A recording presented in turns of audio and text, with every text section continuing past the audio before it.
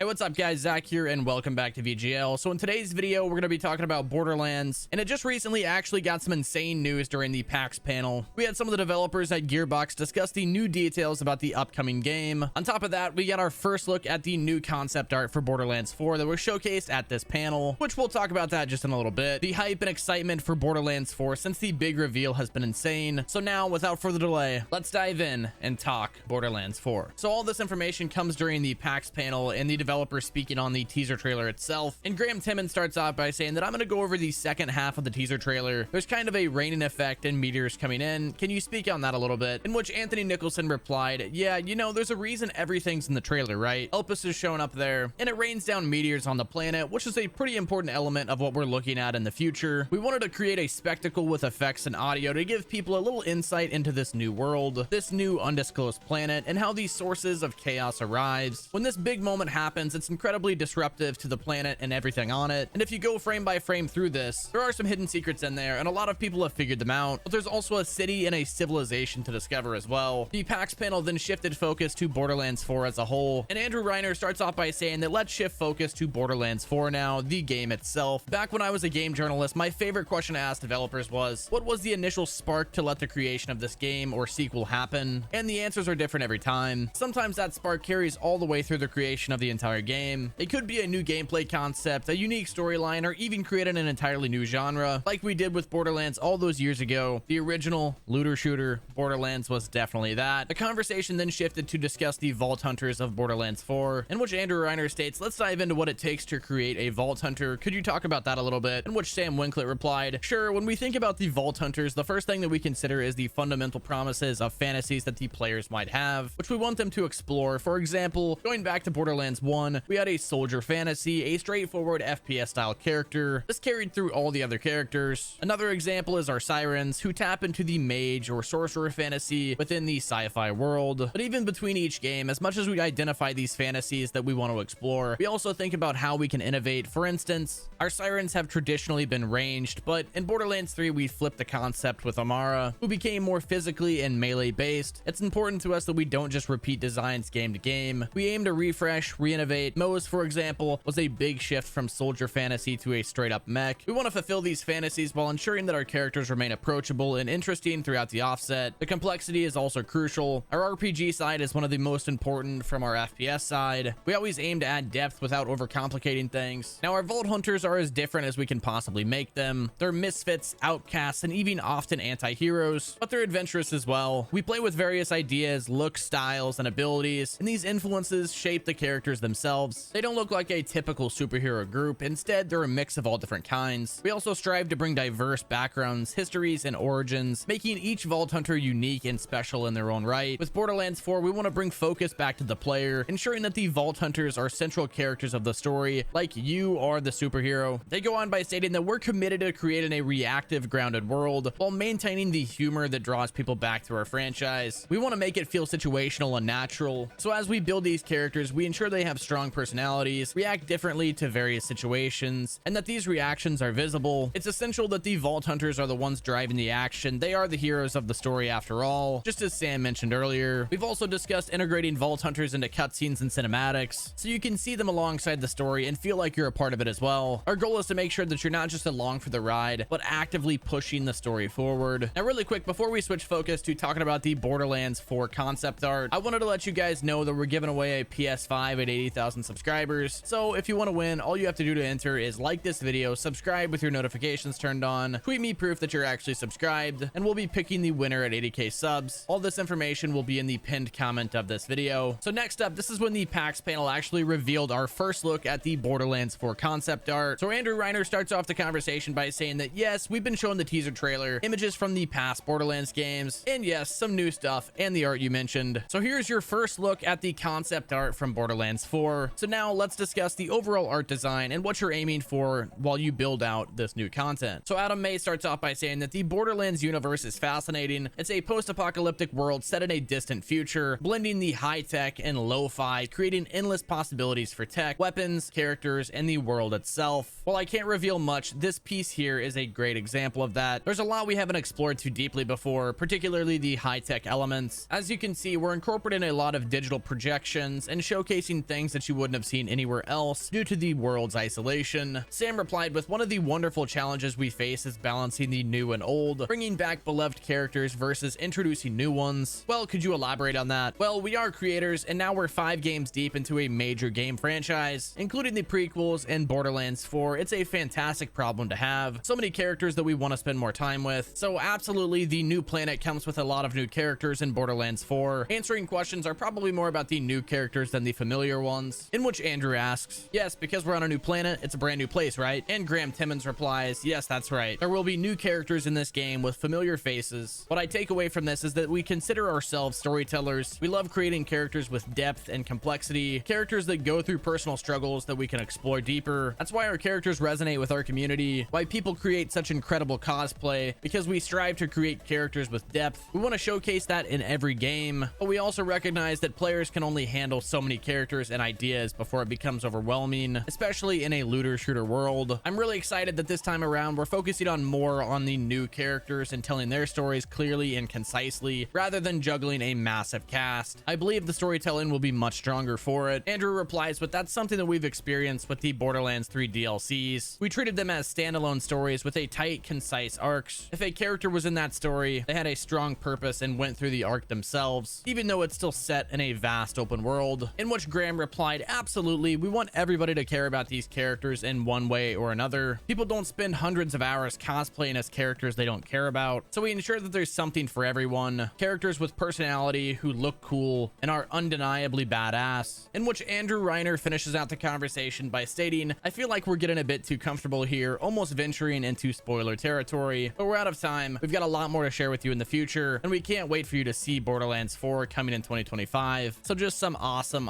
stuff. Now, given that the planned release date of 2025, everyone's wondering when Borderlands 4 will actually hit the shelves. Now, given that the publisher 2K Games and the subsidiary Take-Two Interactive is also publishing the much anticipated release of GTA 6 next year, it's obvious that they wouldn't want these two major titles fighting for the attention in the same release window. Now, taking all of this into account, it appears doubtful that Borderlands 4 will be released in the second half of 2025, especially because GTA 6 is likely going to dominate the conversation at that time. Instead, most likely the first half of 2025, probably around May or June, appears to be the most realistic goal. This would provide Borderlands 4 with an opportunity to grab its audience, although a July or August release date is also possible. But looking at Grand Theft Auto 6's current momentum, making a mid-year launch is the safer and more strategic choice for the publisher. But either way, I think that's going to wrap it up with today's video. Let me know in the comment section when you think Borderlands 4 could launch. And also, if you like this content and you want to see more, if you could, drop a like on this video, subscribe with your notifications turned on. Don't forget about the PS5 giveaway. All that stuff is in the pinned comment of this video. This has been Zach with VGL. I'll catch you guys in the next one.